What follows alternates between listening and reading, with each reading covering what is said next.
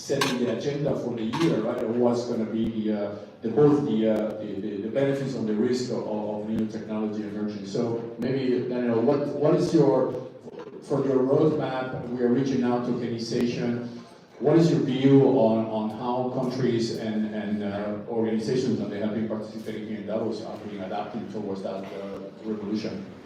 Thank you, Carlos, and I'm the last speaker of the last panel, so bear with me. I will try to. The wonderful lunch you're having right now is nothing compared to the intellectual feast that Carlos has hosted over the course of the morning, right? You had a quantum starter, you had the space main course, you had the Web 3.0 dessert. Allow me to be that digestive, that cognac, that grappa, that whatever your coffee, chamomile tea, a cigar, whatever you want, to bring it all together as a conclusion of the wonderful, wonderful day. As Carlos has said, the forum actually is really, really good at identifying future talent. They identified YSKI as the growth company, the global champions way back when, and ever since supported this growth. I'm probably one of the very few people, except for Professor Schwab, who worked in every single office of the World Economic Forum, in every geography and every jurisdiction. Some of it were offices that the forum was running, some of it were joint ventures, like you said, for the fourth industrial revolution also. But let me tell you, I came from a country that did not exist on the map, the literal and the political map of the world, just 30 years ago. And always been a huge fan of technology. Even my name is mispronounced Daniel because my parents were very big fans of Isaac Asimov, you know, the robot that runs the empires. So what we've seen so far in the innovation economy at the moment is what we could see with our eyes. But let me ask you, what do you think is the largest organ in the human body? It is a skin. Nobody knows what it is. Is it the brain? Is it the heart? Is it the digestive tract? It's a skin. What is the largest living organism on Earth? It's a seaweed. It's a mushroom. It's a mushroom root. We have a wonderful expert on mushrooms in the room. You should talk to him. The amount of information mushrooms exchange under the ground is trillions times more than what we see on the top of the surface.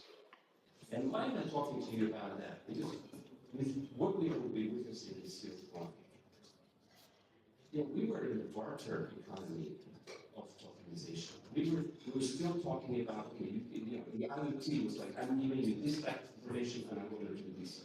Now we're moving from barter economy of IoT to the monetization of IoT. So we stopped being here's my code and I get a little bit of your brain. We are now actually moving into the economies that can grow, that can prosper through this little innovation, through these little tweaks.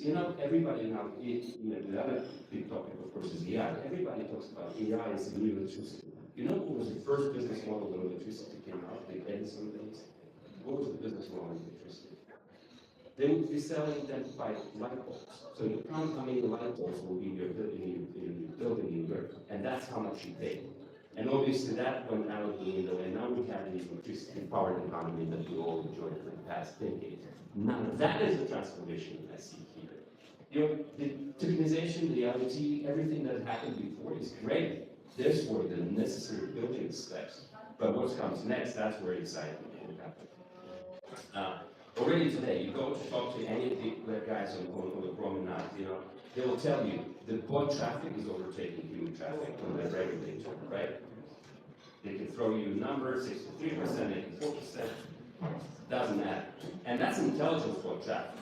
I'm talking about algos, right? What about the traffic that we don't even count anymore? The traffic is just multidimensional. 92% of it is unencrypted. The 92% of IoT traffic is unencrypted.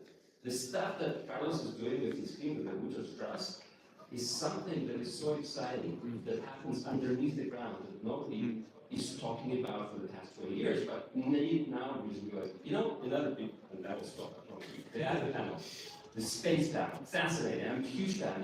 Forget the geopolitics of today, astropolitics. That's where you should all be. But tell you what, NASA and other space agencies around the world have been experimenting with growing crops and plants in space for a number of years. And you know what the problem was with those experiments? But once they reach a certain height, they all fall over. Because there's no wind, there is no. And they figured out the most important part is the root. It's not what goes to the top, it's the root. And that's where the transformation that Carla says is wonderful to how John, everybody over there is doing today. Thanks. Thank you very much.